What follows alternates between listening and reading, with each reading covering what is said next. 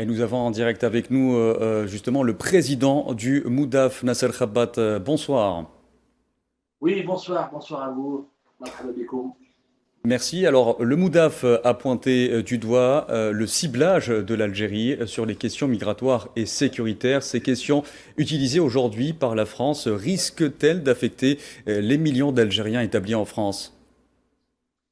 Disons que ce soir, on a ce grand regret de ce courrier qu'on a imaginé comme une farce de la part du président Macron, mais non, c'est une réalité. C'est une réalité politique et diplomatique qui va une fois de plus ancrer les rapports bilatéraux entre l'Algérie et la France dans un rapport tendu. C'est pas ce que nous cherchons, bien au contraire, mais je crois que nous avons de grandes leçons de souveraineté à rappeler à cette République française qui a tendance à oublier que les pays souverains sont libres de leurs décisions et surtout sont libres de leurs choix.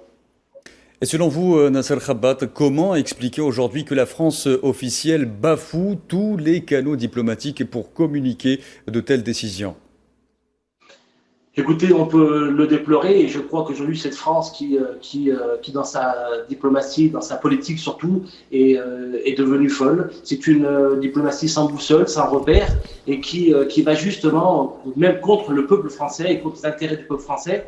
Je crois qu'aujourd'hui, on le déplore avec beaucoup de regrets, que depuis plusieurs mois, la diplomatie française et la politique française, à sa tête le président Macron, assume une politique suicidaire, j'oserais dire, qui mène au chaos et qui mène surtout à l'impasse, dans un moment où peut-être que le bassin méditerranéen a besoin de trouver des ressources, des forces pour un avenir apaisé et surtout des accords apaisés et surtout des intérêts partagés.